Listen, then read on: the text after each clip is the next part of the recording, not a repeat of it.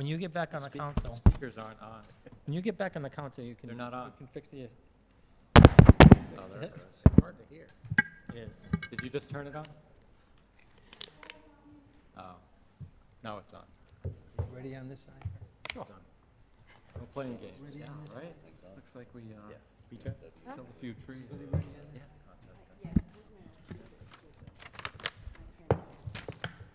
This meeting will come to order.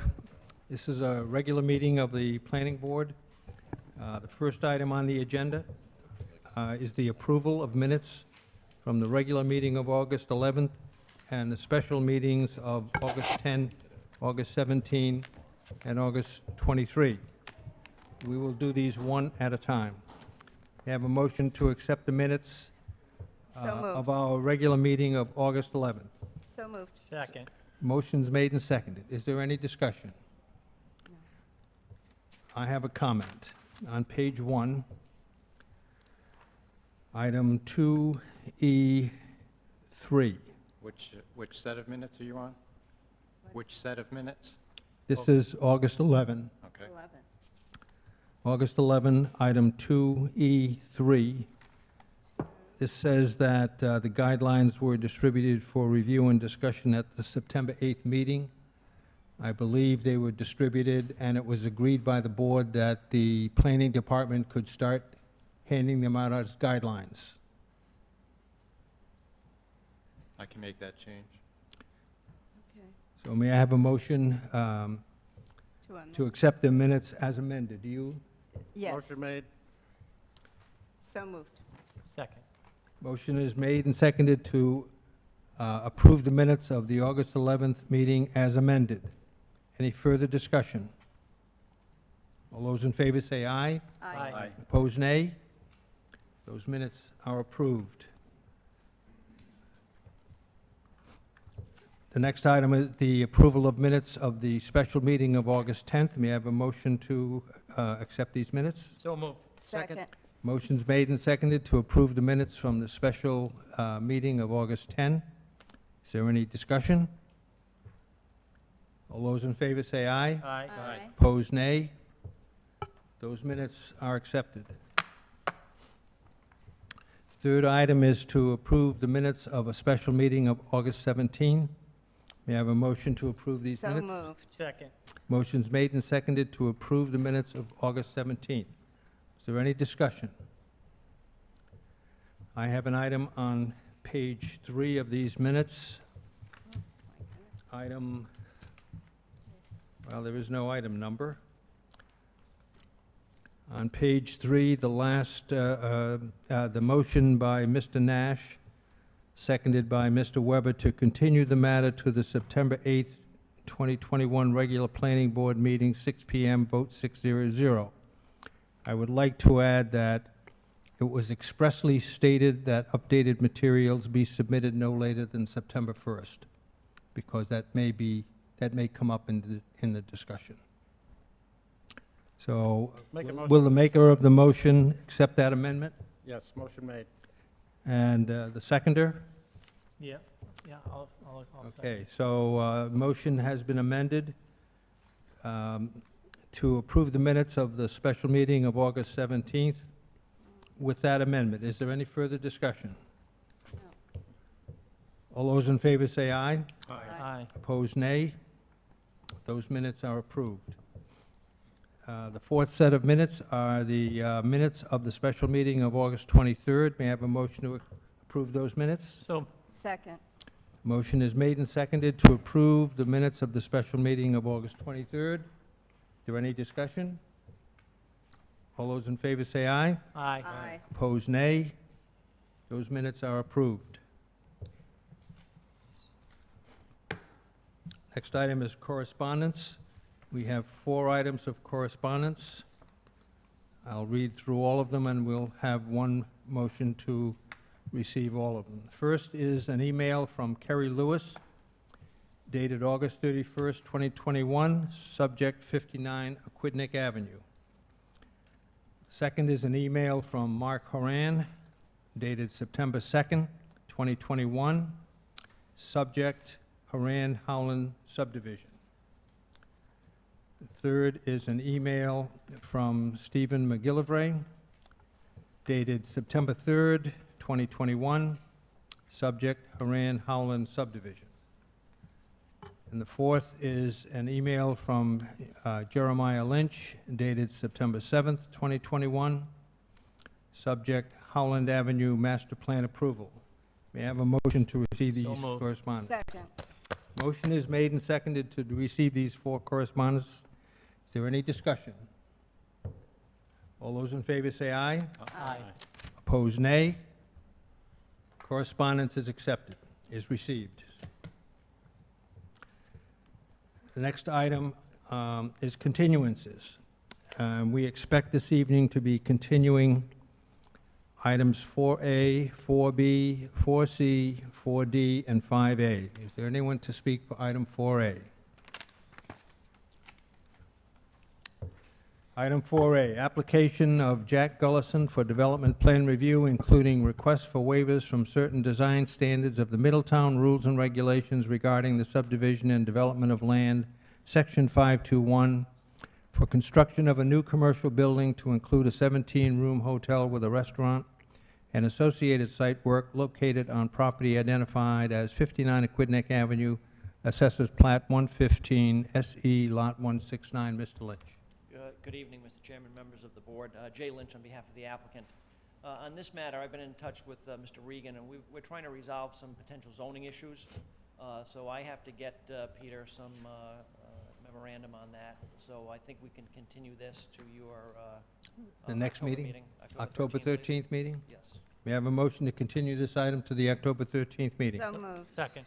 Motion's made and seconded to continue this item 4A to the October 13th regular meeting. Is there any discussion? Yes, I have some discussion. I think we need to move along with these kind of things, and I can't believe it takes 30 days for a couple of adults who have legal backgrounds to figure out what the zoning request should be or not be. That's just my observation. I'm not picking at anybody, but I'm disappointed in that. Well, we each have our opinion, fairly well-formed opinion of what the zoning should be, but there are different opinions, and that's why it's being continued, because we don't Well, agree. So, I think that's more than reasonable, but who's going to make the decision eventually? eventually- Who's right? I mean, the zoning officer is the one that really has the ultimate decision. Am I correct or not? That would be correct, yes. Do you think we might get lucky and have a decision by our next meeting? Yes, Okay, thank I you. think so. Is there any further discussion?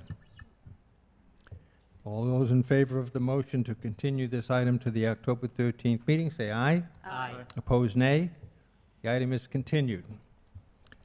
The next item is item 4B, public hearing, application of GD Middletown West Main 1 LLC for development plan review, including request for waiver from certain design standards of the Middletown Rules and Regulations regarding the subdivision and development of land, Section 521, and recommendation to the Zoning Board of Review regarding special use permit application for development in Zone 1 of the Watershed Protection District to allow construction of a ground-mounted solar photovoltaic installation on a property located at 1747 West Main Road, Plat 111, Lot 9A. Mr. Lynch. Mr. Chairman, members of the board, I think we're getting closer on this. I believe that the applicant has worked out issues with their lender for a subordination agreement. I believe, after speaking with Mr. Reagan, that Mr. Hall has some comments to the plan. I've asked my client's engineer to get in touch with Mr. Hall to see if we can resolve those issues. So based upon that, I'd ask that this be continued to October 13th. So moved. Hold on. Are you aware of a policy that is under consideration by the planning board about continuing? I am. Okay, so may I have a motion to continue this to October 13th? So moved. Second. Motion is made and seconded to continue this item to the October 13th meeting. Any discussion? Oh. Go ahead, Mike. So is I thought the reason was to obtain, was the easement for that sewer line that they were looking for. Is that that's not the only issue that's continuing this? According to Mr. Regan, I think Mr. Hall had some other comments about the plan. I'm not Yeah. personally aware of those, so I've asked my client's engineer to reach out to Warren to see if they can get those issues resolved. And with regard to the easements, because there are mortgages on the property, the lenders have to agree to subordinate those mortgages to the new easements. Otherwise, the town doesn't have, if those mortgages are ever foreclosed, the town loses the easements. So that's a time-consuming but essential part of that process. Oh, okay. Thank you. Any other discussion? All those in favor of continuing this item to the October 13th meeting, this is item 4B, say aye. Aye. Opposed, nay. Item 4B is continued. Next item is item 4C, public hearing, application of Juan Campos for preliminary plan approval of a 5-lot subdivision, including extension of an existing town road. Property is located at the end of Serenity Drive with frontage also on Maidfoot River Road and is identified as Tax Assessor's Plat 120, Lot 68A and 68B. Is anyone here to speak on this? Russ Jackson is the attorney on that item, and it doesn't appear that he's here, but he is aware, the applicant is aware of the need to complete the technical review committee review of the application.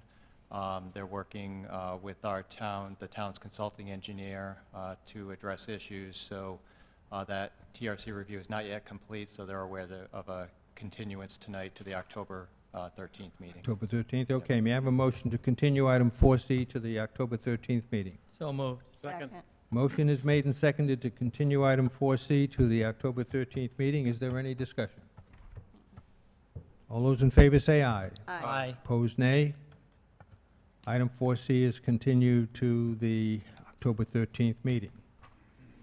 Next item is item 4D, a public informational meeting, application of Haran Building Company for master plan approval of a 7-lot subdivision, including a proposed new road and request for waivers from certain provisions of Article 5 and Article 6 of the Middletown Rules and Regulations regarding the subdivision and development of land. The property is located on the southwest corner of the intersection of Green End Avenue and Vaucluse Avenue and is identified as 208 Howland Avenue, Tax Assessor's Plat 129, Lot 53. Mr. Lynch. Mr. Chairman, for the record, I'm recusing on this. And I heard from Ms. Desatel that she was not available to attend tonight, so we will be on our own. We're in good With a hands little, with you, Ron. with a little luck, we won't need her. That's right. I don't think you're gonna have any issues here.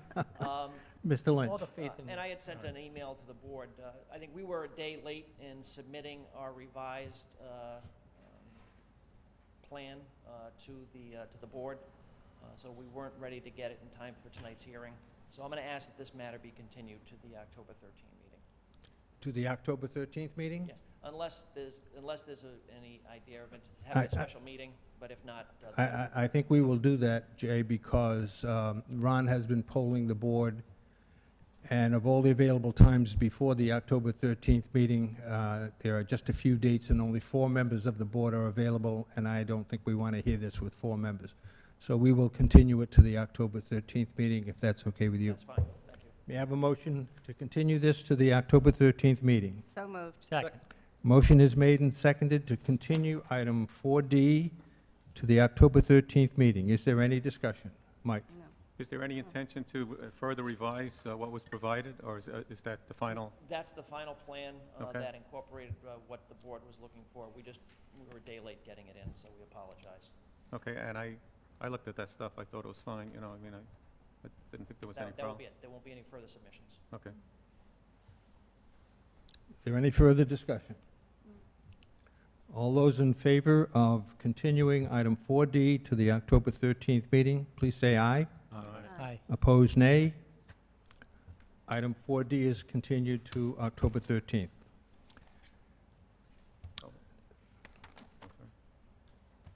Were we going to put a special meeting for that? Do we schedule another one? Ron has polled people, and Okay. there are no dates available. Next item to be continued is item 5A, a public hearing, application of Newport National Real Estate LLC for development plan review for development of a 9-hole golf course and associated clubhouse, and request for waivers from certain commercial development design standards of Section 521 of the Middletown Rules and Regulations regarding the subdivision and development of land. Property fronts on Wyatt Road and Mitchell's Lane. Tax Assessors Plat 124, Lot 29. Is there anyone here to speak on this? Mr. Silva was here, but I believe he left. Similar with the Campos subdivision, this application is in technical review committee review process right now, again with the town's consulting engineer helping us with the review. Once TRC review is complete, it will be ready to proceed with the planning board hearing. The applicant is aware that this item will be continued tonight, and I think the Continue to October 13th? Yeah. Okay, may I have a motion to continue item 5A to the October 13th regular meeting? So moved. Motion is made and seconded to continue item 5A to the October 13th regular meeting. Is there any discussion? All those in favor say aye. Aye. Opposed, nay. Item 5A is continued to the October 13th meeting.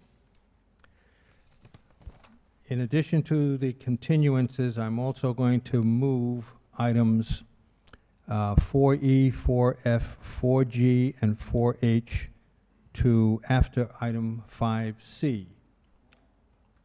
So the next item on the agenda is item 5B.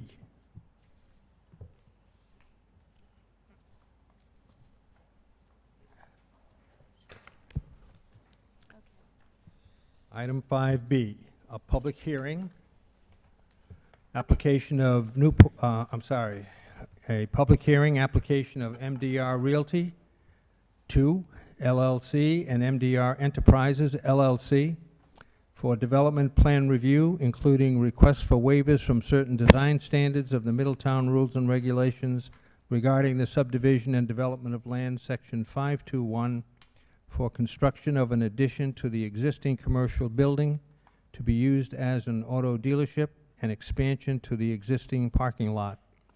Property is located at 1235 West Main Road, Assessors Plat 106, Lot 87, and Plat 112, Lot 14. Mr. Lees. Good evening, Chairman Croce, members of the board. My name Excuse is... me. I believe I have to open the public hearing. Oh, sorry about that. Move to open. Let's wait till I call for the motion, please. Oh. May I have a motion to open the public hearing? Motion made. Second. Motion is made and seconded to open the public hearing on this item, 5B. Is there any discussion? All those in favor say aye. Aye. Opposed, nay. Public hearing is open. Mr. Lees. Thank you. Chairman Croce, members of the board, Matt Lees representing MDR Realty 2 LLC and MDR Enterprises, which own the site that is the subject of this application, on which, as many of you know, is being built a new BMW auto dealership. With me tonight is the general manager of BMW of Newport, Mark Grenga, the project engineer, Mike Russell, and the architect, Tom Leonardo. The site is comprised of 2 lots, as indicated in the introduction. Plat 112, Lot 87, which is the front lot, which fronts on West Main Road, where the building is located and being built. And then Plat 106, Lot 14, which is in the back of the property. By way of a little background, in January of 2020, the applicant received permission to take down a Cardi's building and build the new dealership building in conjunction with moving the BMW dealership from 1215 West Main Road to 1235 West Main Road. And as you can see from what's going on out there, the building is now well underway.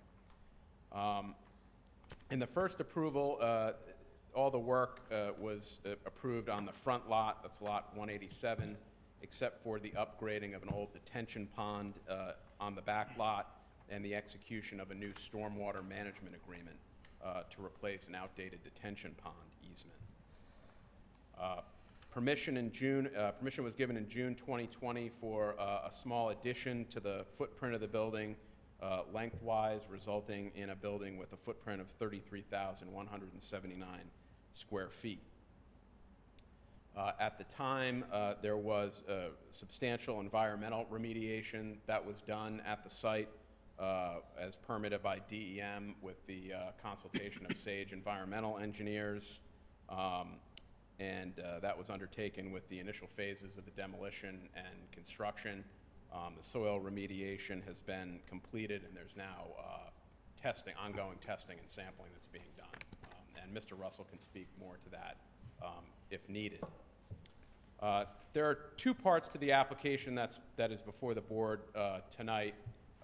One part is seeking a modest addition to a reconditioning area in the back of the building. It would be 2,302 square foot addition, 31 feet 4 inches wide and 68 feet long.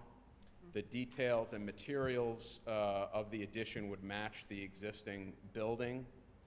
It would be on the lower level of the front lot.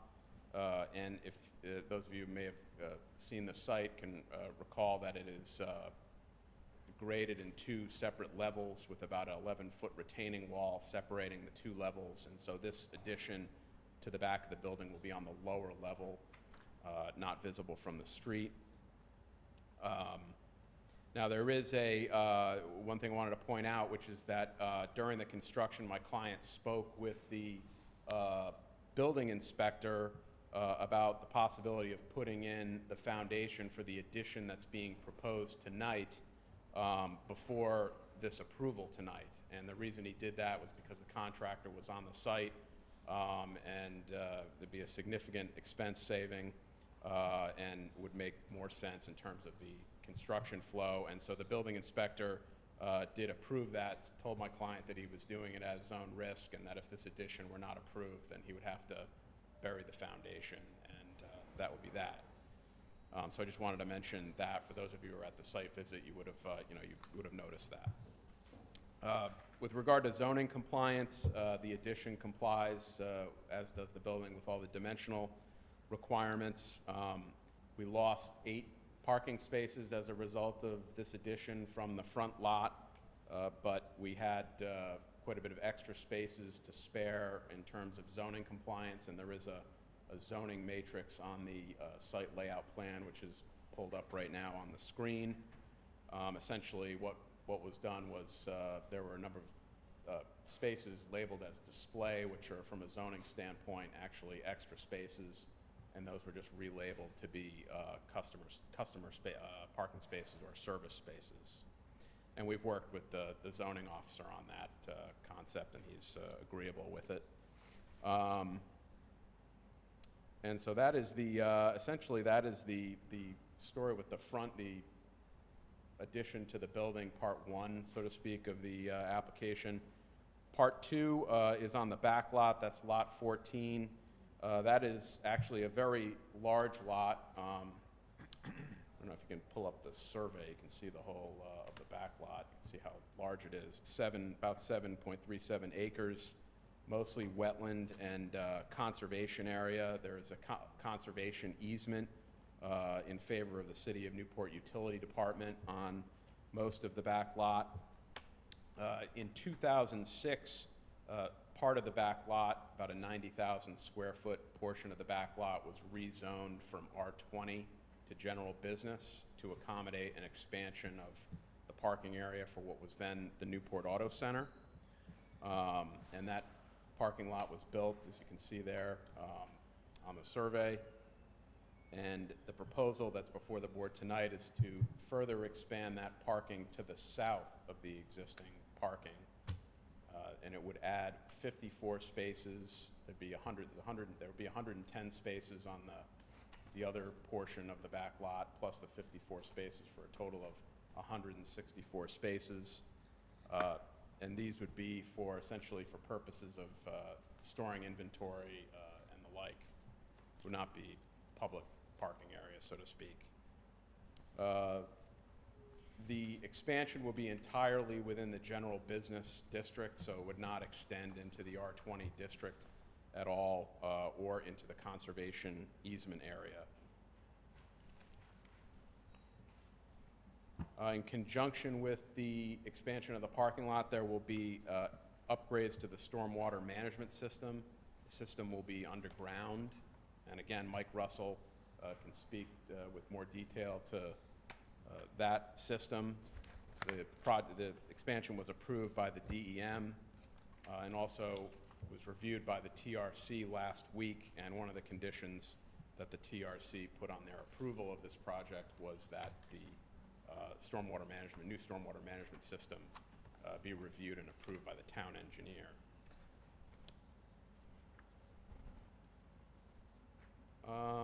As I mentioned, it's for inventory, so it won't, the increased parking should not really materially impact traffic or anything of that nature. When we did the original permitting in January of 2020, we received a physical alteration permit from the Rhode Island Department of Transportation to slightly relocate a ingress and egress point at West Main Road. But we've been in touch with the DOT in relation to this expansion, and they've indicated there's no need to apply for any alteration of the prior physical alteration permit. There was a question about the distance to Champlain Terrace in the back in terms of where the expansion is. Again, it's a large wooded area. I've roughly estimated, based on Google Earth imagery, there's at least 500 feet between the closest point on the expanded parking area and Champlain Terrace, 500 feet more or less. The more immediate neighbor to all this is really Crystal Spring, which is to the north. And I have been in touch with Ian Scott, who is the proprietor of Crystal Spring, and I've sent him these plans. And he had some questions which Mr. Russell answered for him to, we believe, his satisfaction. Pertaining to surface water? Yeah, he had questions about the stormwater management treatment, essentially. His concern is his spring back there, obviously. Last week, the TRC gave a positive recommendation subject to 3 conditions, one of which I mentioned earlier. The town engineer would review and approve the stormwater management plan before permitting. Also, there'd be a revised stormwater management agreement that would be reviewed and approved by the town engineer and town solicitor before permitting, and that there would be a pre-treatment permit issued by the city of Newport in relation to some floor drains that would be in this reconditioning area. There are several waivers that were requested in relation to this, most of which were requested as part of the original, construction of the building. One of which is that the parking lot be broken up into lots of less than 50 spaces, and given the requirements of the auto dealership for display spaces, inventory spaces, and so forth, they needed to maximize the number of spaces in each parking area. So this new expansion has 54 spaces in it.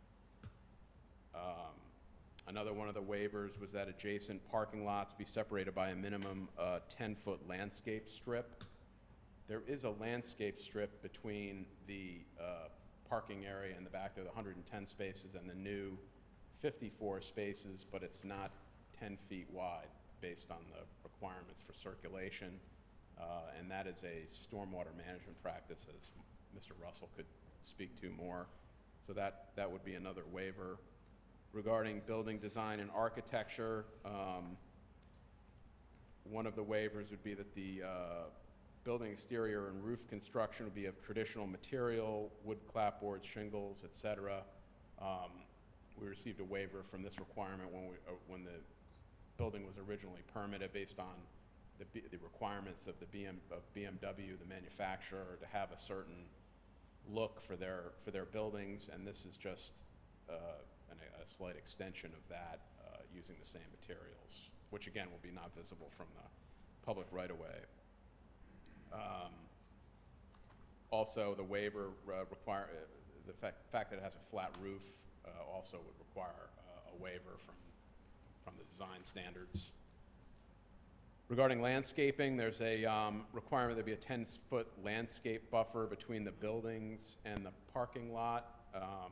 which may include a sidewalk, but at least 5 feet of planting. And again, because of the needs for site circulation, the addition will have service doors. Other areas have service doors where you couldn't put a landscape strip. It would interfere with car circulation. So we'd request a waiver from that requirement. Parking lot trees, the requirement that there be minimum of 1 tree for every 5 spaces, requirement of tree size, and that the tree be surrounded by 25 square feet of permeable area. This was another waiver that had been previously granted with the original project due to the fact that with a car dealership, you've got cars are being stored, particularly in this expanded parking area, which this would apply to. It'll be inventory, and the problem with trees is that they tend to drop things, birds, and just the debris from the trees drops on the cars and can damage them. So they're frowned upon generally in the auto dealership industry. We would note that the back lot actually has, if you take the entirety of the back lot into account, it has 81.7% green space. It's mostly a green lot. Even the general business district part of the lot is 34.7% green space. So the back lot has quite a bit of green space and trees, as we could see at the site visit, certainly. So I think that there would be request that waiver as well. There were 2 other waivers that were that were highlighted by the staff. One of which was to have a exterior trash receptacle and a trash control plan. This waiver just applies to the addition, and this is not an area that would be used by the public. Any trash that would be used in the reconditioning area would be inside by employees. They would know where to put the trash, so to stick trash receptacles on the outside there where no one would likely use them would not serve any purpose. So we'd request a waiver from that design standard. And then additionally, bike racks. There's a requirement of bike racks. It was for 1 bike per 5 cars. Again, this is not and this just applies to the addition. It's not in a public area, and a bike rack would just get in the way of cars going in and out of the reconditioning area. So that would be another waiver that we would request. And with that, I have, as I mentioned, Mike Russell is here tonight, the project engineer, Mark Grenga, the general manager, and Thomas Leonardo, the architect. So we turn it over to Mike to make any comments that you may have on the engineering aspects. Thanks, Matt. Good evening, Mr. Chairman, members of the board. Mike Russell, on behalf of the applicant. You have to speak into the mic. How's that? A little better? So I think Matt gave a pretty detailed overview. I'll just supplement his overview, summarizing some of the site design elements and stormwater management permitting associated with this with the state. As Matt mentioned, the project is kind of broken up into 2 parts, the building addition and the parking lot expansion on the rear lot. The overall goal for BMW is to regain as much parking as they could from what they lost for the original site. So they started out with, I believe, 228 spaces, and they're down now to 164.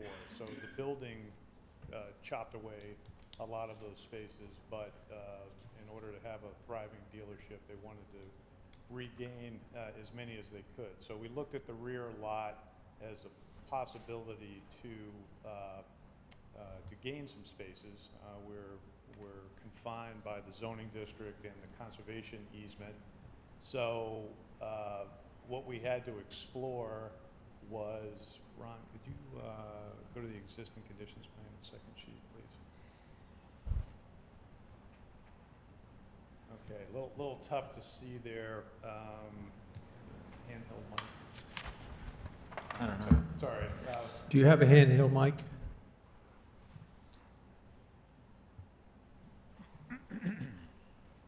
you have Zoom control, Ron?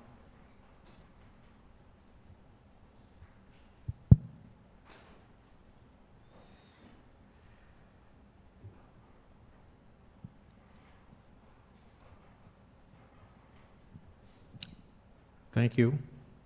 There's a long delay on this, so just bear with me. I'll say.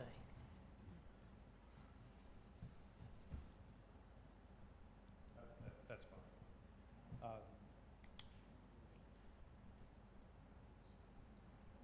So I pointed out to the board yesterday at the site visit, as we're standing basically at this edge of pavement, there's currently 2 detention ponds that serve not only the rear lot, but the forward lot. They're 2 parallel, long elliptical basins. One's here and one is here. They're kind of stacked on top of each other. A little difficult to make out in this particular plan. It's very busy.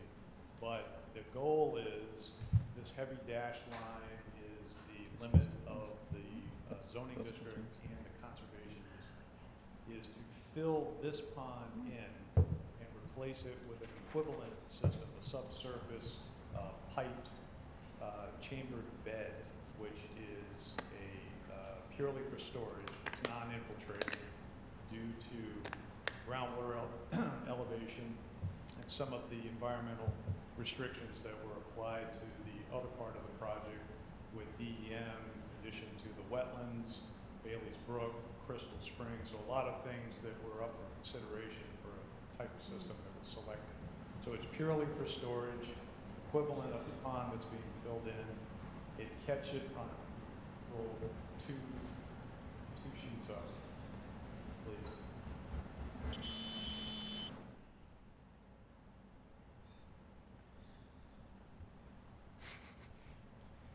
Maybe, maybe not.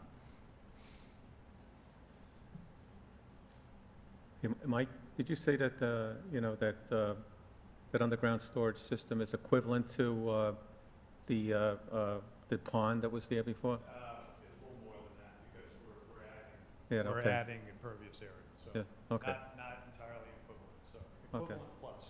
Yes, okay. Okay, here we go. So this is what the area looks like. So it's quite a large footprint. It's a huge bed of chambers. So as Matt mentioned, we are adding some landscape elements, but it's stormwater landscaping that's going to provide the initial pre-treatment, water quality, volume, and then we'll enter into this system, and then it will exit out into the rear basin that's parallel to the basin we're filling in, and that was all redesigned as part of the original application. So this went to DEM for a modification permit to the original application. They approved that, and that was submitted as part of the development plan review application. As Matt mentioned, there was no further action necessary with DOT because of the location of the improvements. There was not a traffic concern for display spaces, and there was no further drainage impact to West Main Road. The lot 87, where the addition is, we had to, and I explained this to the board at the site meeting, we had to effectively reconfigure the parking spaces there to make the site circulation work in association with that addition. We also had to reconfigure the sewer line around the addition to tie into the sewer main, the sewer manhole in the back of the property to deal with the car wash area and the conditioning space. So Matt mentioned one of the conditions was to get a letter from the city of Newport regarding that connection. So we will have that prior to any building permit application. So that's the improvements, stormwater, site design in summary. So happy to answer any questions the board members might have.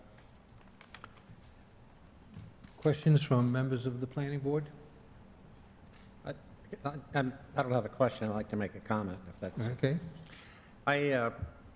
I'm personally impressed by the project for a variety of reasons. I know it's expensive. I know it's taken a long time. I also know that the amount of remediation that was taken out of there was about 2.5 times as much as expected, and that is a benefit to the town. And I think the complex engineering projects to make this whole thing come together are remarkable for the person who doesn't know much about engineering. So it's been a good project, and I think it's going to have a happy ending for everyone. And I hope you eventually get some cars to sell, too. Questions? Question. Bill? Thank you, Paul.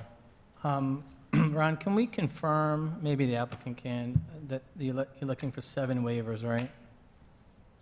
Are they still looking for 7? Yes. There's no change tonight? No, just the ones I mentioned. Okay. So maybe you could bring your architect up if you don't mind, because I'm going to go to the waivers number 4 and 5, where I'm looking for an explanation again, because I've got to tell you, and I agree with Art, and generally I support the application from my board members here. But from an engineering standpoint, certainly, and for the amount of great work that's been done there to bring that site back into much better environmental concerns that had happened there. But that being said, I've got to tell you, I'm opposed to the 2 waiver requests, 4 and 5. I think this building is, as I said at the original hearing, I don't think it fits with what we want in Middletown. So I'd like to have an explanation and maybe revisit why we granted the waiver in the past. Are you the architect from the original?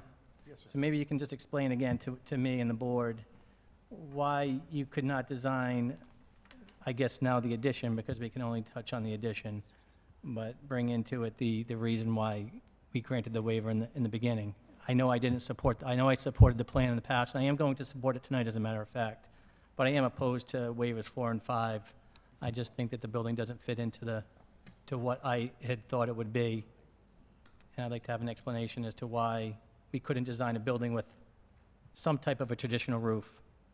Well, the roof is really predicated by BMW. BMW actually sets all the design standards because they want a uniform building design.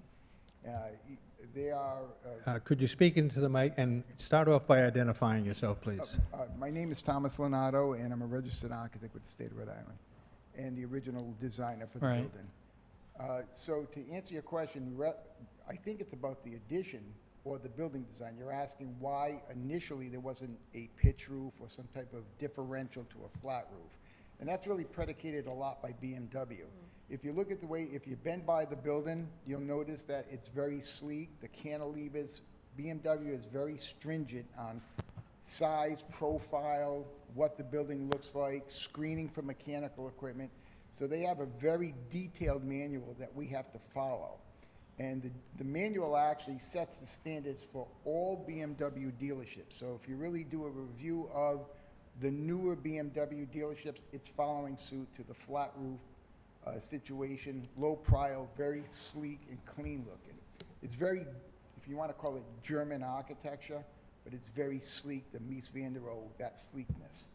So as far as this application, I'm assuming our addition, basically all we're doing is taking the existing building and just sliding it out that additional 28 feet.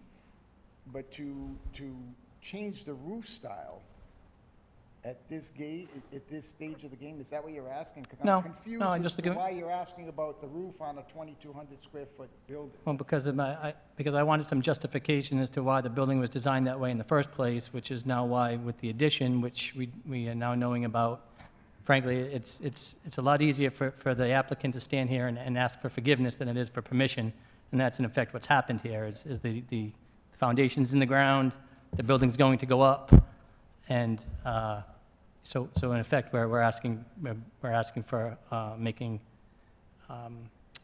for a reason to support it.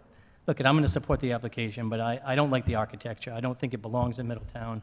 I don't think it fits in. It may be very well and nice for BMW and for people that drive BMWs and look to buy BMWs, but not for Middletown, and I don't think it meets the standard that we've tried to set here. We've done a lot of good work here in Middletown. This planning board has worked hard on many of our new buildings, and if you look around town, all of the new buildings, to my knowledge, since I've been on the board, and with this group, we've done some real good design and supported real good design. And although I supported it last time and I'm going to support it again today for other reasons, I don't like the style and I don't think it fits in. So I was looking for some justification why we could not do it in the first place to get it onto the record that this was a BMW design, not a Middletown design. I hope I answered your question You did. correctly. You did. Thank Thank you. Thank you for doing it. I have a follow-up question to that. Does BMW have a waiver process? I didn't hear? Does BMW have a waiver process? To the, well, to certain minor modifications, yes, pending on finishes, things of that nature, but not the look of the building. Just a curiosity. Yes, sir. So, Paul, just to, I want to, we didn't get an elevation with the, in the plans.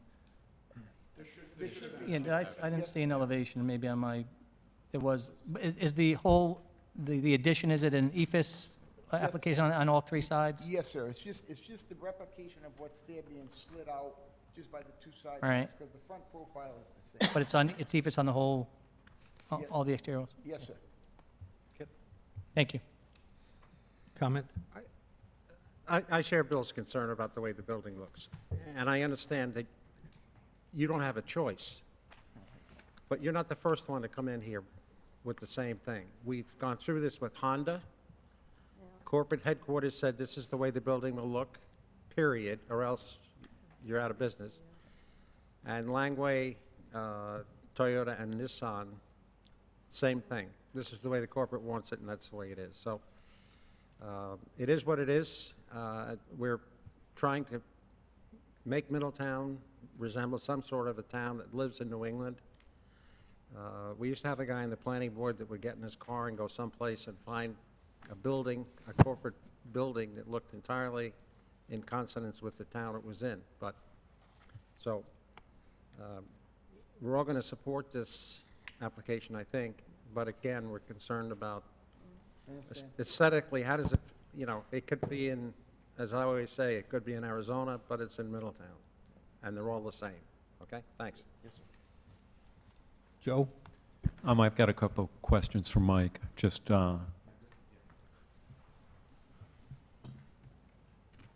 given the sensitive nature of the location of the expansion, is there, explain quickly, if you can, any pre-treatment of stormwater into that underground system? I'm curious about maintenance of that underground storage system, if there's any required. And then the last question I have is the rear site lighting. Just give me a little detail on that. The last part of that, Joe, the site lighting? Site lighting, yeah, in that rear expansion area. Sure. So to answer the first part of that, so the landscaped area previously described, within that is a series of 2 forebays, sediment forebays on the ends, which receive all of the surface flow via a curb inlet. So it flows into that through a curb opening. From there, it's pre-treated into each of the forebays, flows to the middle to a bioretention area, which has a soil column that further treats the water.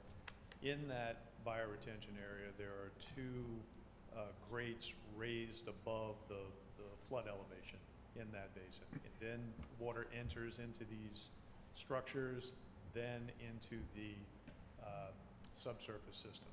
It's then stored throughout a storm event and then discharged through a small diameter pipe at the tail end of the redesigned system on the parallel basin that you see there south of the parking lot. So that's effectively how that works. That's what the landscaped area does for pre-treatment and water quality. The storage actually provides additional water quality, and you get a combined effect with the basin to the rear. So it meets the standards of the Rhode Island Stormwater Management Policy. It was reviewed multiple times by DEM. That was consistent with the initial design, so they're very well aware of the environmental resource areas here with Bailey's Brook, the wetlands, the well, the site remediation, so all of that. So they, in some respects, dictated what was done here. So, site lighting, there's current, just for the rear lot or site-wide? No, just in the... Yeah, so there is perimeter lighting there now. This expansion will displace a couple of light poles, but they are just going to be moved along the line of the pavement, actually further away from the abutting properties. So just to the corners of the pavement. So it's not going to affect any of the neighboring properties. Actually, they have less of effect on the properties to the north. They're proposed to meet the town's requirements for site lighting, dark sky compliant, and provide enough illumination for the applicant's use. Okay, thanks. Mike? Do you have any architectural drawing that shows what that addition is going to look like? Are there doors or windows, or, you know, or is it just a big block building or what? Ron, I just gave it to Bill, and then he gave it back to me. It should be in your, if it wasn't in your packet, I Is it right here? apologize. But Yeah, I don't think I get online. That's okay. Okay. It's a box. Okay, let's see. Is Other that- comments from members of the planning board? Or are you still going, Mike? Is that it? Is that the Yes. addition? Okay. Just, yeah, BJ? Yeah, are we including this new landscape maintenance plan for BMW? Even though it's a limited amount of landscaping, there is something that the town is now requiring for It's- all developments. I assume it's part of the submission? I think I left one part out. You were asking about maintenance. So for the landscaping itself, there's regularly scheduled maintenance for the plantings in there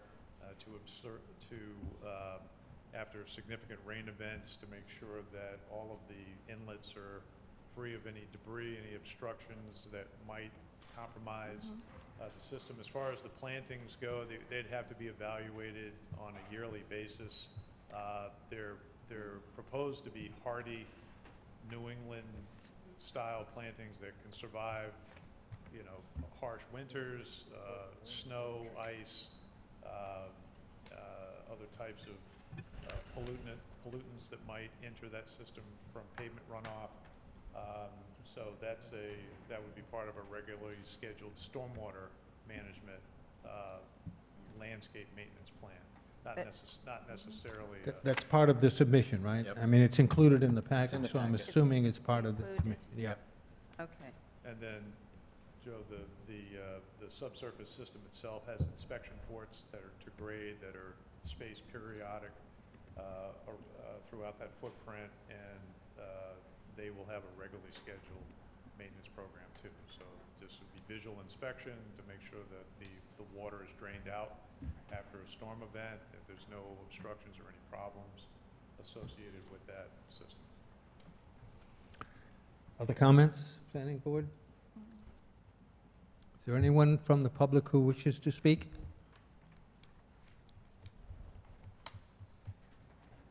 Make a motion to close the public hearing? Do I have a second? Second. Motion is made and seconded to close the public hearing. Is there any discussion? All those in favor say aye. Aye. Opposed, nay. Public hearing is closed. May I have a motion for a favorable recommendation, including the request for waivers and other Three conditions, yeah. conditions? I'll make that motion that we approve this application with the 7 waivers and the 3 conditions. Second. Motion's made and seconded. Is there any discussion? All those in favor say aye. Aye. Aye. Opposed, nay. Motion passes. Good luck. Yeah, good luck. Good luck, yep. Thank you, guys. The next item on the agenda is item 5C, a request for concept review. Mesolella Development Corporation, Affordable Housing Comprehensive Permit Application, Mixed-Use Development, 1747 West Main Road, Plat 111, lots 8 and 9, And as a reminder, this is a concept review, so we will be taking no action, just providing feedback. Yes, thank you, Mr. Chairman, members of the board. David Martland on behalf of the Messalella Group. I note that this was put down for a concept review this evening. We were told, or Mr. Messalella was told, that there might be 5 minutes at the end of the agenda when it looked like a more lengthy agenda.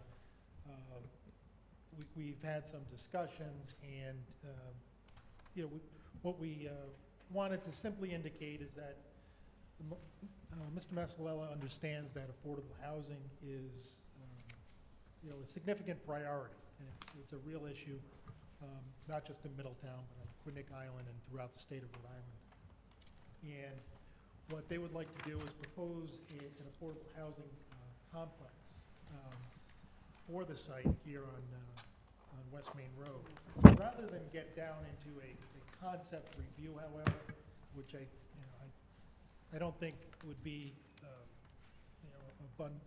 productive, and it would be taking up your time. I think what we would like to do is request a special hearing date for this project, because I think it is something that would take, you know, a few hours, certainly, 2 to 3 hours of presentation and consideration on a master plan approval basis. And we should have a completed application this week. And so we would be looking for a special hearing date to consider this. We would request hopefully the first week in October if there's any availability during that week. I mentioned earlier on another item that Ron had been polling the members for an available meeting time, and we're finding it very difficult to find a spot before the October 13th meeting with more than 4 members present. And as you mentioned, this is a significant project, and I don't think we want to hear this with just 4 members present. Ron has expanded his search, so we're continuing to look. We may still find a time before the 13th, but we may not. And so what is the best thing to do? Just continue it to the 13th, or? Yeah, so, I mean, as far as dates, the 2 dates where we had 4 members are October 5th and October 6th, but we just had the 4 members available. Yeah. So, We would be willing to go forward on a special hearing date on either the 5th or 6th with 4 members.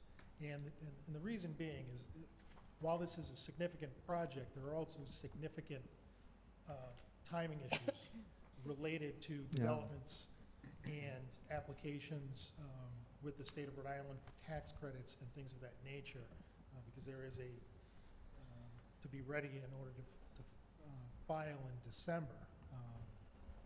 Otherwise, it creates a year delay, which... Yeah. I trust you are aware that for this item, 4 positive votes would be necessary, even with 4 members present. My client is aware. I've Okay, discussed that. so 1 negative vote would essentially stop it. That's correct. You're still willing to go forward? My client is willing to go forward. So, I don't know who the 4 are, Ron. Could you, I didn't write down the names of those who responded in the why affirmative. don't we say, you can work with Dave and come up with a date and send it out to the members for one of those 2 dates? Okay. Well, for the, Well, we need to we pick don't, we it. don't have an application filed, we don't so have- we don't yeah. need, there's nothing that needs to get continued since No. nothing's been filed yet, so, yes. So we can just pick We a don't need date to for do- a special meeting? Well, I'll wait till I have a complete application, and then once we have a complete application, I'll work with the applicant and the 4, whoever you were, that were available on the 5th and the 6th, and we'll choose, you know, which of those So- works. So are we going to be getting an application for a comprehensive permit application? Or that's what it is? And you think that can be a certified complete application by? They were fairly close. We have a partial application already. There were some additional items that they were addressing, so I think, well, Dave can answer that question, I guess, as to how close they are. Yeah, but by Friday, we should have a fully complete application. There are some engineering issues to present on, So Yeah, thanks, Dave. I'm one of the ones that has a challenge with those dates. I'm traveling that whole week. The one availability I do have may be on the 6th, but I wouldn't plan around me because I'm transitioning back here and then out again. So I do have a little bit of availability that night. I don't particularly care to sit for a 3-hour hearing in between meetings, in between flights, but it is what it is. If that's where you can go and I can squeeze it in, I will. But other than that, I'm probably going to be out. Art, you had something? Well, I'm kind of excited. It's a very imaginative project. But we're kind of in a funny spot in the town right now because the council has just started to put together a committee on affordable housing. So I'm trying to see how we dovetail what's going on with that in conjunction with the submission of this plan. I think, you know, they're gonna submit the plan under the current regulations, and, you know, you're just gonna hear it based on that, and, I don't think the committee is at a point where it's gonna have any impact on what we have on the books, probably for some time, so. Yeah, and the other comment I have is the mixed-use ordinance was returned to the planning board for review, and we have a fix to what we think is needed. It's a minor addition, so that mixed-use ordinance should be ready to rock and roll also. Okay. And just to follow up, Mr. Weber, my client has been in touch with at least one member of the committee, the Affordable Housing Committee, and plans to be present at their next meeting just to discuss the project and let them know what is being proposed, which I believe is September 16th. Okay. Any other Well, comments? Yeah, I mean, Bill? I am in the interest of trying to find a date that might work for any of us. Is anybody willing to disclose if you're one of the four? I mean, I'm not. I think it was know I'm Bill, Art, and Joe were not available on the 5th and 6th, so that means the other 4 of you were, including John. The 3 of you and John were available on the 5th and 6th. So, in the interest of that, can you share a little bit, Dave, on what it is? I mean, look, it's the first time I've read through it, but anything you can, I mean, you don't have to get into a deep presentation here, but you have a little bit of time. I think I'd be willing to hear a little bit of it for the sake. Sure. If I could call If the board's willing. I think that's okay, since 3 members will not be here for the regular hearing. If I could ask Derek Messalella to come up and, I think Derek's been before the board on a few different occasions, but he is the lead on this project and can answer any questions and give you an overview of what's being proposed in this sort of mixed use affordable housing concept. Not on record, so, but anyway, Derek Mazzella, I'm representing the Development Corp. Was the package distributed? Do they have reference material? They have, yeah, they have. Yeah. So just generally, what we're looking to do on this site, it's a 15.5-acre site. We've got, I believe, is it eight buildings with 144 residential rental units, both, 1, 2, and 3 bedrooms with 23,000 square feet of ground floor commercial. We expect those tenants to be about 3,000 to 5,000 square feet in size. Small businesses we expect to locate there to provide services to the residents. We're hoping, not including any additional workforce housing or missing middle housing that we do, the total project will be about 35 to 40% affordable. That's a significant amount of addition of affordable housing stock. The project would be phased in 2 phases. The first phase would be 2 buildings on the frontage of West Main Road. They would house 64 units, 51 of which would be affordable. As you guys know, Middletown's at nearly 5.5%, significantly below the 10%. We saw a need, and we see that need in other communities that we're involved in as well. But we think this site is perfectly articulated for an affordable housing development, and it's not just affordable housing, right? It's mixed. What we like about it is what we're trying to accomplish here is mixed use, mixed income, right? This isn't taking 100% affordable at 30% or 60% AMI and throwing them somewhere separated. They're mixed in with, you know, market rate units. And I think from a social aspect, that's extremely important to us. We are incorporating the commercial aspect, one, because we think it's a good location, and two, because it's what Rhode Island Housing likes to see in these affordable housing applications, okay? So the reasoning for the request to meet on October 6th is because December 31st is the deadline for affordable housing 9% tax credit allocation, all right? That's a very competitive process. They allocate those tax credits in May of the next year. There's a few $1 million available. Not everybody gets credits.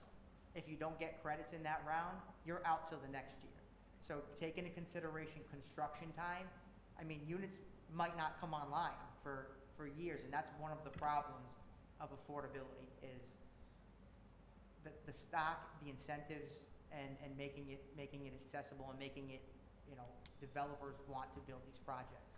So this is one of those situations where we're hoping everybody wants to row in concert with us, because it is an important issue and the housing is needed now. I mean, people are being displaced. I mean, I'm sure you've read the articles that have been written recently about the island and in general, the town, and it's not just here, it's everywhere.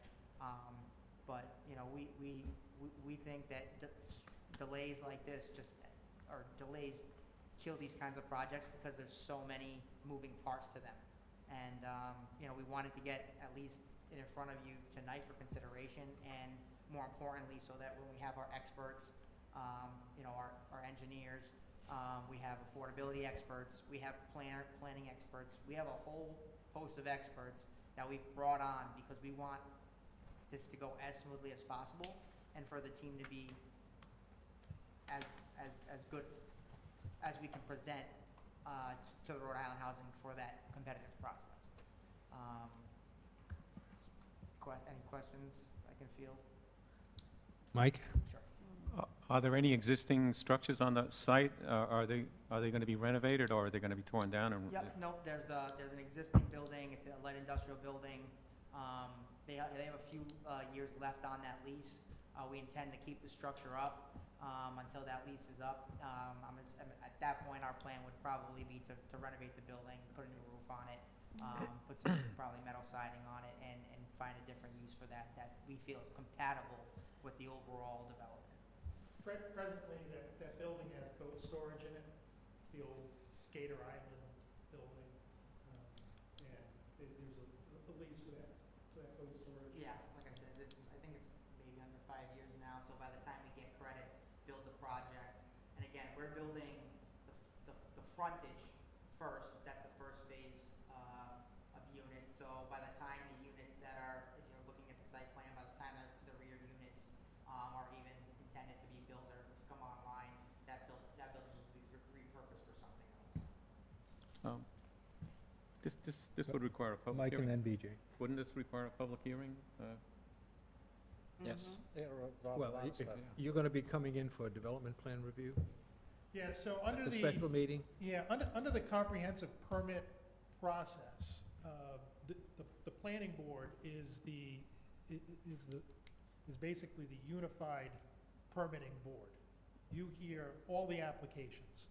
So there's the comp permit, and we've got to file any planning and zoning applications with this board as well to say this is what would normally be required. So, you know, typically, you know, with the mixed use, you're also the unified board for that.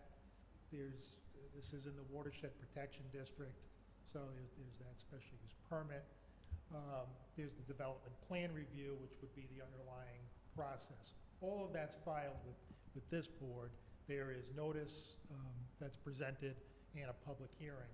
And that's what we're looking for the special hearing, is to have that public hearing on what's essentially a master plan approval, step one. We'd still need to come back for preliminary and final, but at least master plan consideration before the bulk of the balance of the engineering is done.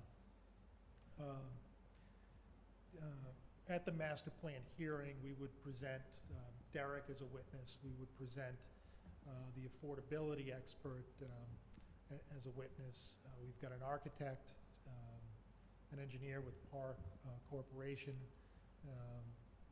the planner, Ed Pimentel, tax credit experts. So there are a number of requirements under the comp permit statute, and a number of considerations that this board has to undertake. So we'll present all of those experts and all of that information to the board. Hold on, BJ, then Bill. Yes, isn't this the area that we had a site walk on for the, am I in the wrong place? For the ground-mounted BJ, solar. speak. Oh, for the ground-mounted solar.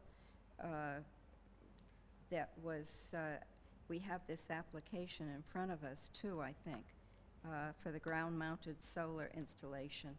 And it was in back, I thought, of this property that you're talking about. Am I in the right place? You're absolutely correct. So, I thought, this all sounds very familiar. yeah, so the property in the rear, that's the subject of that ground-mounted solar. Yes, because, yes. That would not be part of. Yeah, we're still hearing yes. that. Yes. Okay, thank you. I Okay, thought so. BJ. Bill? Yeah, thanks, Paul. There's a lot of information, Dave. I appreciate you taking a few minutes to explain to at least myself and maybe the other two that won't be here. But, it's a lot of information to try to get through, and even in one night, frankly, and get an approval. Paul has kind of laid out to you that, you've got 4 votes, and not that, you expect something that night, but I'm just, I guess maybe for the sake of the rest of the board, Ron and myself, can you maybe dial in a little bit more on the comprehensive permit stuff? First of all, have we had one? Not since I've been on the board. Not recently, but, the town has gone through the process before. I think probably in every case with church community housing, with projects that they've had. Right. So I think Dave did a good job of explaining what it is. The intent of the state law is to provide a streamlined process Right. for review of projects that include at least 25% affordable housing. The planning board in our ordinance that was adopted per the statute designates the planning board Right. as that body that will hear all of the requests, including zoning relief requests. And Okay, could you hold that thought then? So I understand all that, and I understand the comprehensive permit theory, and I've never been through it in all my years of doing this. The zoning, as Dave explained, the master plan and zoning applications, those are all still applications they have to file? yes, And obviously, we get them and You'll hear get them. Are them. those things that are going to happen on? you're going to On- receive a very thick package, yes. Yeah, I see that. So is that in here? My zoning applications in here, and It's not in what you have now, because they haven't submitted a Okay. complete application yet. so that's it. That will be another hearing with us. Or Well, could that happen on this the? isn't a hearing, so when the application is certified Right. complete, which includes all of the relief that's requested, all of the development plan review, checklist items, it'll be a good-sized package. You'll get that, you'll have a public hearing, you'll be addressing all of the requests. I can't argue with what you're saying. It's going to be a lot to get through in one night, but the board will be starting to take through all of the items that the applicant is requesting of you. And So is it possible that on the 5th or the 6th, whatever date you select, they could be, this board could be voting on master plan, zoning? It's possible. Yeah. So respectfully, that's a lot of information, and it's September 8th. It's a month. We got a whole package of information here. That's going to be a hard lift, I think, for anybody. But, I don't want to slow it down, but I'd like a better opportunity to review it. And if we're going to be coming into this, the 3 of us, after maybe potentially a master plan approval, it's going to be challenging for me to get up to speed on that. I guess what I'm saying is that if I knew I was going to be at it, coming to a hearing, I'd spend a heck of a lot more time reviewing it than not. If I know I'm not going to be here, frankly, I'm not going to look at it. My time just won't allow it, but I will if I am committed to being here. And if I'm committing to be here on the 6th, that's a heavy lift for even me, I think. But the board, I mean, this is a lot of stuff here, guys, so I'm just putting it out there. Well, That's the golf course. well, the stuff we're ultimately going to get, if it's as big as we think it might be. I know it. You know what I'm saying? I'm just, Yeah. Well, Hold on, Art and then BJ. So I have two questions. Have you built something like this before in Rhode Island? Yes, not me personally, my predecessor, my father, has done Section 8 housing in the past. All right. If, one of the things that's been useful for us is to go out and look at existing things. For example, when we built our mixed-use ordinance, South County Commons was a model. We could drive over the bridge, take a look at it. So maybe if you could make that location available, we could physically go take a look at it. That's one thing. At a similar development? Or are you saying? For you, yeah. What your dad did. Your dad's still at it, right? Your father's still at it? In the business, yeah. Okay. My second question, I think I understand it. When I read the narrative, it said it's anticipated that tenants for these units will be users of around 3,000 square feet. I assume correctly that that's commercial. Yes. Because I was thinking, wow, affordable housing, 3,000 square feet, I'm moving in. Yeah? Okay. They will when it comes in. Probably about That could take 10. 700 for one Yeah, bedroom. yeah. About 1,000 for a two-bedroom, and then 1,200 to 1,300 for a three-bedroom. Okay, thanks. question? Or BJ and then Bill. okay. Sorry, yes. I'm stretching back in my memory, and it seems to me there were a lot of people from, pardon me, John Kesson Drive that came out en masse. And I was wondering how you would handle a group of homeowners like that this time, because I assume they're abutters to this property. Yeah, so they will all receive notice. Because they pursuant to the came out statute. in mass before. I remember that. It was a while back, wasn't it? Was it solar application, or was it for one of our? No, before that. For one of our previous applicants? Yes, Yeah. long time ago. Yeah. They come out in mass every time. You know, we went in, we tried to do a 36 lot subdivision back there, they came out. I mean, you know, we went through commercial, right? We went through residential, which is in between two residential, they came out. I mean, look, you guys are the board, you guys know how it goes in. We Yeah, have our position, yeah, we- it's a great development, and we'll. Give him the hand mic. I'm sorry.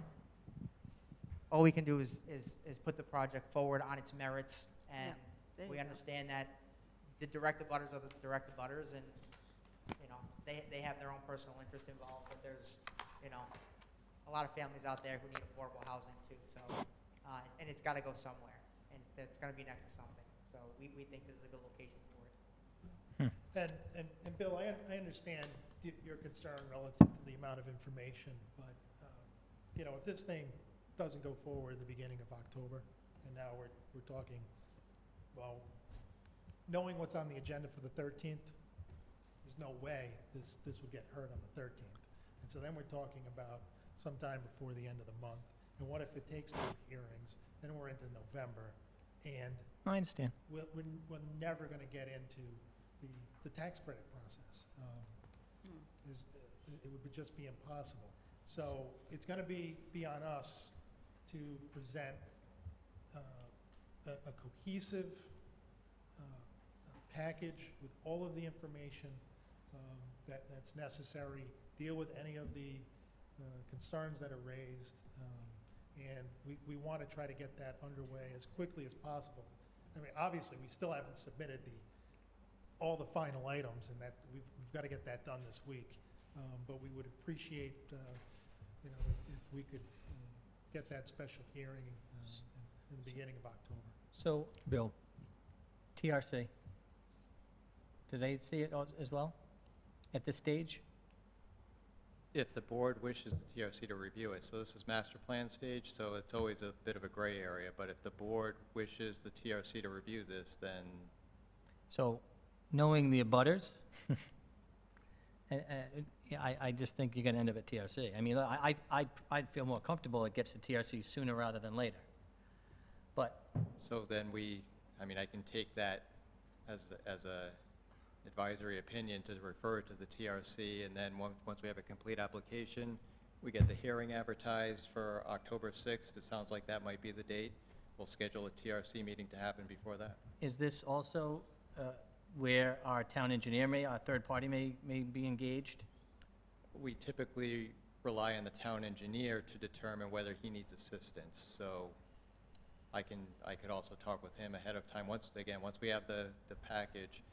Again, so the information we're gonna get in a master plan stage is not Understood. detailed engineering, so I, typically at a preliminary plan stage is when we would bring the consulting engineer in. Understood. I just think it is a big project. The more we can put it out there in front to other town staff, now, fine. And if you can get a hearing in on the 5th or the 6th, fine. But, you know, and I'll try to stay up to speed on it best I can, but, and if I could get here, I would too, but. Any other comments? Mike? So the rush now is because of there's some sort of an application time to get this thing in, so you can qualify for these, is that a state tax break or something? Federal tax credits that's administered by Brown Housing. So what happens if you don't meet the deadline, you know? Do it next year. They're coming next December. Yeah, next And year. then they don't issue that until May, and you have to close on the financing, then even if you get them, then Why are you're they so late into coming construction, in you're now? talking, for the full project, you're talking years. I mean, look, we've spent a lot of time and money, the last 7 months to get to this point, and, you know, I've tried to use best practices in design. I spoke about architecture earlier. We have, you know, some elevations, and we're having our renderings come in. We think the project looks great, and, you know, just from being in front of the boards before, I understand what you were looking for in terms of engineering. And, you know, what our expectation is for stormwater management and getting our engineers to, you know, take into consideration neighbors, Bailey Brook, all of the, you know, the hot button issues. But how come we're just finding out about it now? I mean, if you've been doing all this work, you know? Well, I mean, We we've know been. nothing. It takes a while to get from an idea to an application. And so, we're not gonna, an applicant's not gonna come in before a board, you know, without plans, without any idea. They've gotta undertake feasibility, you've gotta bring in the architects, you've gotta bring in the engineers, you've gotta put together a package. And When we started- it's a very expensive endeavor. We started this site didn't look anything like this. Our architect, who specializes in affordable housing, did a fantastic job trying to articulate our vision, but also take into the consideration, you know, the town's vision and what they like to see, and just take all these moving parts and puzzle pieces, put them together. I gotta tell you, it took a little bit longer than I expected, but we wanted to put forth a good project, and we didn't want to come in saying, oh, we're gonna do, you know, 200 units. We wanted to make sure that we had the project that we expected to present tight and what we think is, you know, reasonable, rational, and feasible. And Dave knows we're just getting to that point, knowing that the end goal is a December application. So I was dying to try and get on for September. We did our best. I mean, our renderers out in Colorado. I mean, we try to put everything together so we can give you guys the most comprehensive picture, and we just didn't get there. So I told Dave, I said, number one, we just need to get the site plan and the vision in front of them so that they have a month to look at it and, you know, start to formulate those ideas. And I just learned about the committee, the housing committee, last week when we were put on the agenda, only because I was on the Secretary of State site and I saw it come up. The first thing I did was email the secretary and say, here's our site plan, here's what we're expecting. You guys are newly formed. I reached out to the council members on the board. I mean, the first agenda minutes of that meeting, Paul Rodriguez says in the minutes, this takes a lot of time. We need to get on it now. And that's just kind of the tenor of where affordability is in process. So again, I wish I wish I had started this 3 months prior, but hindsight's 20/20. I don't have a crystal ball. We learned about this opportunity. We got involved, and We're just talking about, we can't. really good project for the town. In the interest of moving this along, from the concept point of view, I think it's a great concept. I will work with Ron to try to find a date as early as possible. You've heard the concern of the planning board. We're a little reluctant to do it with 4 members. So I will work with Ron. If we can find a date that's early with more members, we may select that. But I advise you, get the plan in as quickly as possible so we can make some decisions as soon as possible. Everything will be complete by the end of the week. Great. Thank you. Thank you very much. Thank you, guys.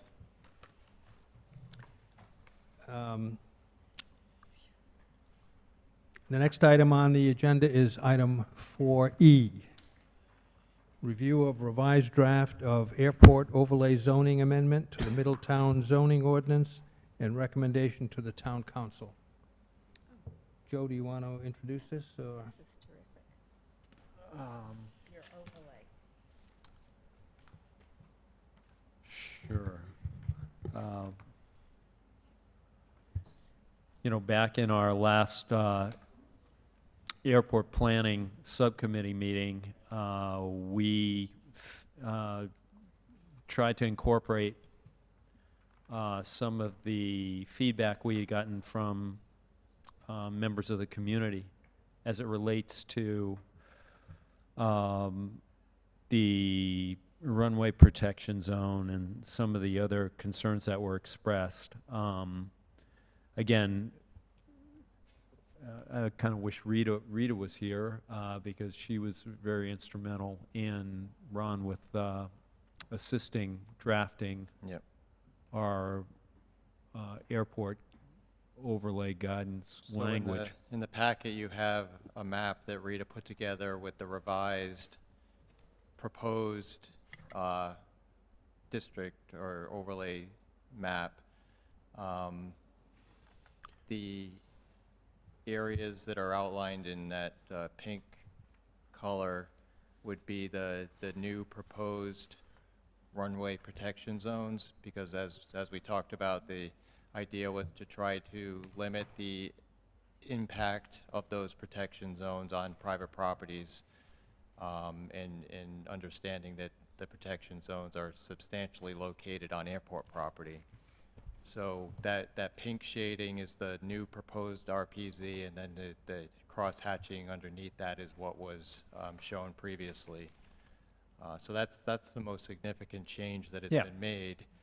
And then the only other change that I made to the text of the ordinance is there was discussion of removing the word hazard from the title of the That's correct. ordinance. So that's the only change I made to the actual text of the ordinance. The board can certainly choose to make other revisions. If you're comfortable with proceeding with this revised version, I've suggested in my memo that another public workshop might be appropriate to give property owners another opportunity to review the proposal and talk with the board about whatever concerns they have. I just have one question, and it seems like Middletown is doing this, and the question arises in my mind anyway, is this okay with the FAA, with the state, and RIAC? I mean, can Middletown just do something? Middletown has been directed to do this through state law. So state law requires that we adopt this type of ordinance. We've worked with the solicitor's office to ensure that what we put forward is going to comply with the directive and the statute. That's what I'm Chris McNally's been helping us with that, so I think we're in good shape as far as that goes. That's what I And for the other members of the board who are not on the subcommittee, what we proposed really goes to the heart of the issue, which is this runway RPZ zone, and just consolidating it to the extent that we're not now impacting the abutting residential properties, because I would say probably 99.9% of the comments, negative comments, were from those property owners, and rightly so, understand their concerns. So by consolidating it, I think we kill two birds with one stone. We hopefully can comply, but also trying to be very mindful of, the community. Go ahead, Art. Really think we need to have a public workshop Yeah. on this for everybody that's in any of these zones, number one. And number two, somebody from the airport people or somebody from the state should be there also, because half of us on Island Drive are in the height compliance zone, and the others aren't, and there's questions about, well, my property values and everything else, and, I kind of tell them, calm down, you're gonna be okay, but so I think we need to, whenever we do this, is put a notice out to everybody that's in any of these zones, have a public workshop, allay their concerns, because I think most of the concerns are based on, they're thinking about it, and they worry about it. Oh my God, I can't sell my house because I'm in the height compliance zone, or I'm gonna get 500,000 less because, that kind of thing.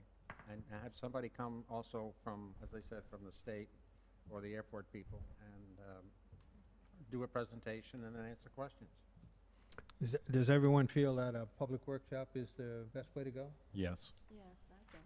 And then I would suggest that you poll the members and try to find a date for the public workshop. October 6th. Yeah. No, not for Joe. Joe can't do it. Any other comments on this item? Item 4E? Oh, I just have one, yeah. Yeah, go ahead.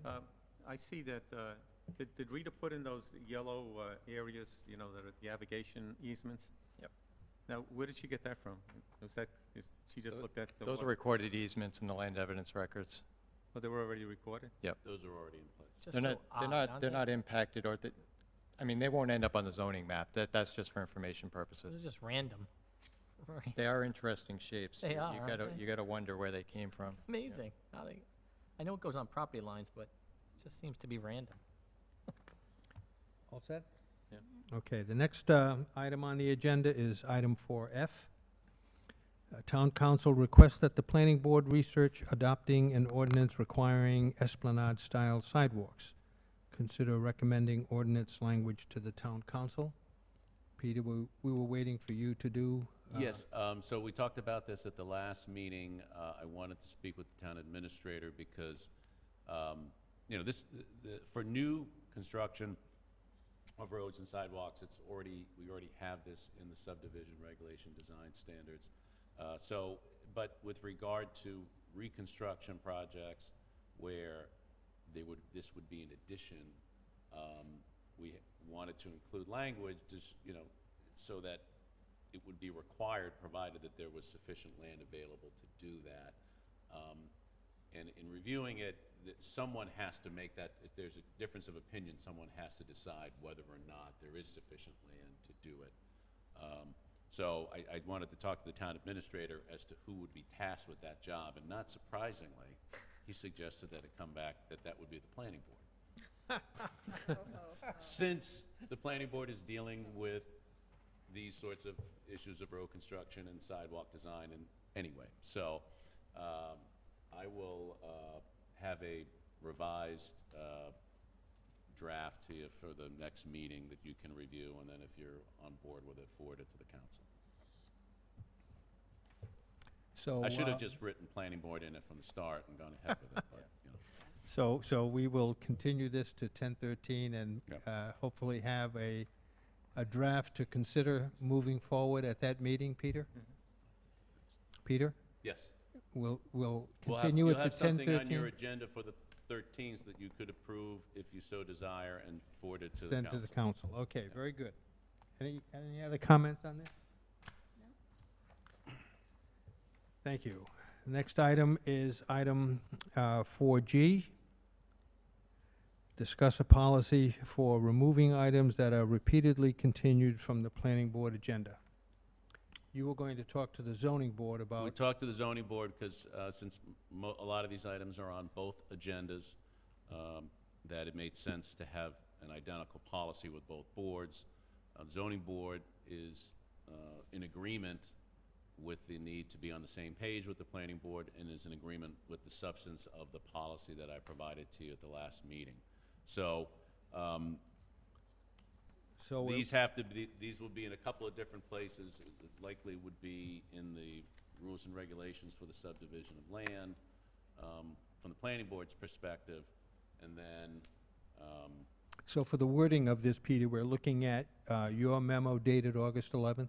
yes, the one change that I'll probably make, so it was, if an item had been continued for 6 months, it would be considered tabled, and then would need to be renoticed and re-advertised. If it had been continued for 12 months, absent good cause, I think in the memo I said it would be considered withdrawn. I think the language we'll use, it would be dismissed without prejudice, would be what we would do.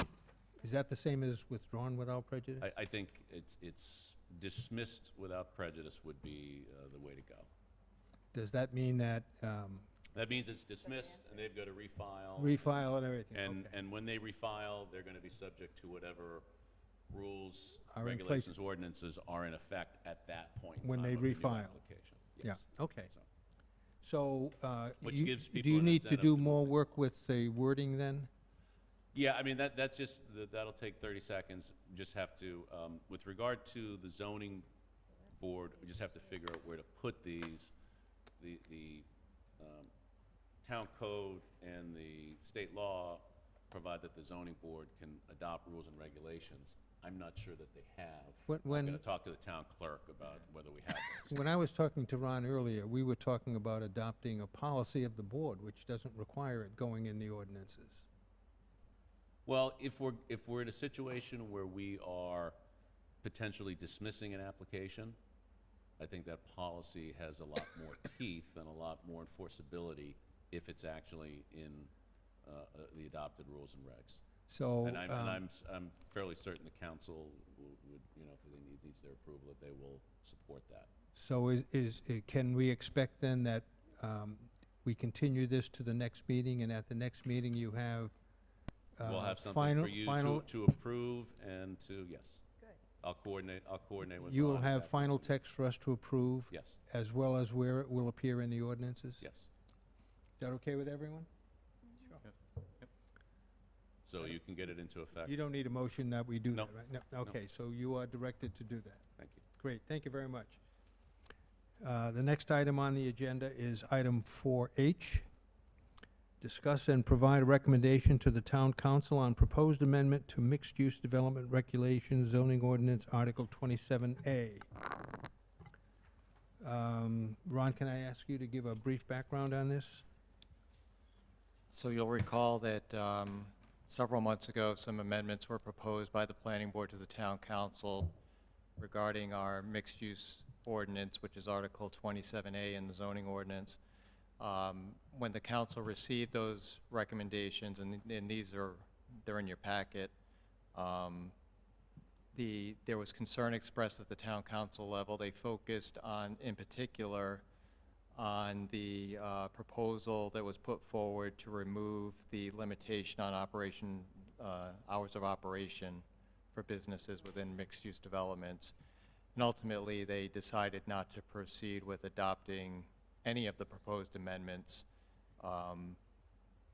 And actually, Paul, you may want to talk about your conversation, but it sounds like that was really the sticking point.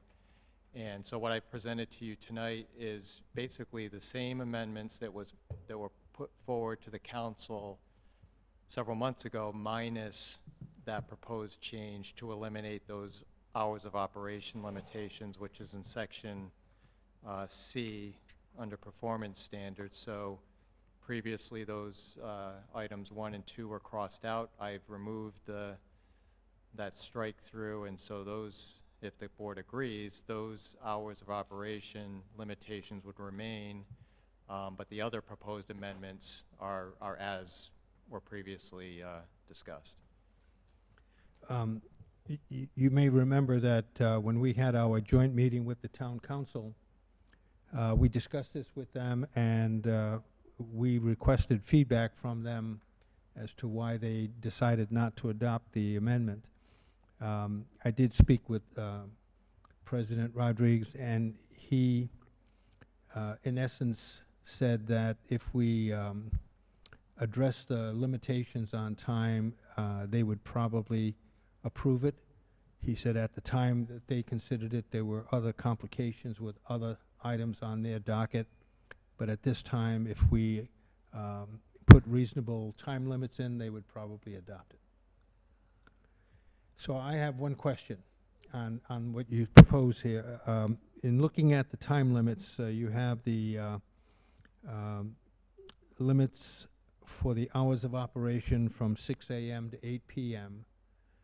And the question I have is, 8 p.m. seems a little early if there's a restaurant in there. A restaurant closing its operation at 8 o'clock would, I think that would not appeal to them very much. I would suggest 9 or 10 or something like that, maybe 9 o'clock. So I'd be interested in hearing what others think. I'd support 9. 9? I would support 9. 9? No, we said 10. Two of us. You like 10? I like 10. I do too. I'd support 10 as well. Let's change the, 9:30. Peter has something to add? No, I just question, is it 10 for everyone or 10 for restaurants? Well, could you I'm elaborate? just thinking in terms of likelihood of success in terms of getting it approved. So if we said, if we kept the 8 p.m. but made an exception of 10 p.m. for restaurants, if we worded it that way? I'm just thinking if part of the idea is that restaurants would be open later, but perhaps some other businesses might not be, it might have a better chance of approval. I can't recall what the hours were in the last iteration. Joe, speak in the mic. I would be fine with that. With the 8 p.m., with the exception of restaurants which Correct. can operate till 10? Correct. Is that okay? Same. Okay, Bill? So that's just for limited Can we put the business. wording in that way? Sure. 8 That's p.m. just with- for limited business districts. That's the only place where that 8 p.m. is currently in place. In the general business districts, it's 5 a.m. to 11 p.m. for all businesses. So you're just talking about the limited business district, allowing restaurants to remain open Where do until 10 p.m. restaurants fall? Which is zoning district? Restaurants can be in either. They could be in either. Right. So under general business, as currently in the ordinance, they're allowed to stay open to 11 p.m. in the general business district. If you want to leave that alone and then say it in limited business districts, go from 8 p.m. to Yeah. 10 p.m. Yeah, I think Yeah, that's fine. yeah, I think that's- I agree with that, And the other businesses in limited business would remain at an 8 p.m. at 8 p.m. All right. That's fair. Okay with everyone? Yep. Compromise. Yep, sounds good. Okay. Meets the intent. So, you'll make that change and, do we send it forward or does it come back here? If you're good, you can vote now to send it forward with those, with the changes that are identified in the memo that I sent you, with that one additional revision to go to 10 p.m. for restaurants in LB. Okay, so may I have a motion to adopt that change as stated and forward it to the town council for their approval? So moved. Do I have a second? Second? Motion's made and seconded to make the modification on the limit of hours of operation in the limited business area to keep it at 8 p.m. except for restaurants which can stay open till 10 p.m. Is there any discussion on this motion? All those in favor say aye. Aye. Aye. Opposed, nay. The motion passes, so make that change, Ron, and we can send it forward. Yep. Great. Terrific.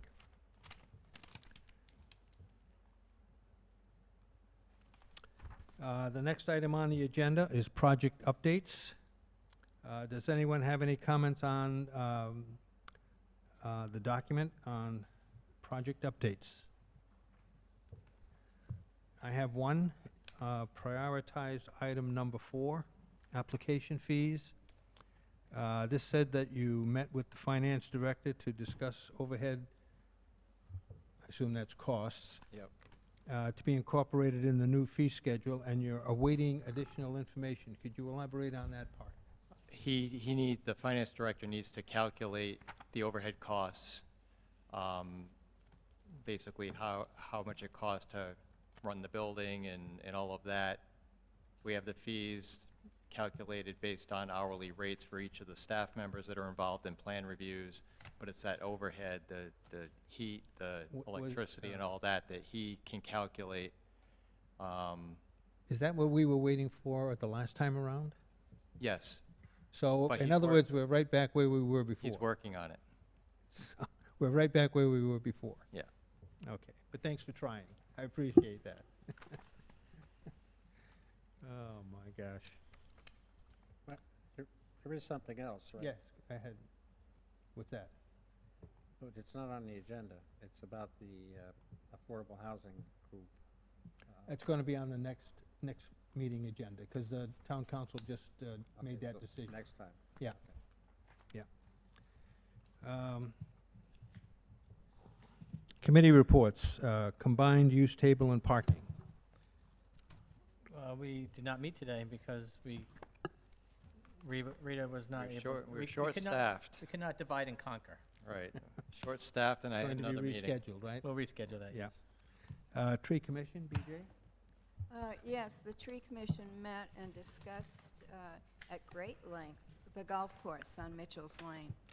And I believe that Karen Day is sending to Rita some information that was divulged about some of the plantings.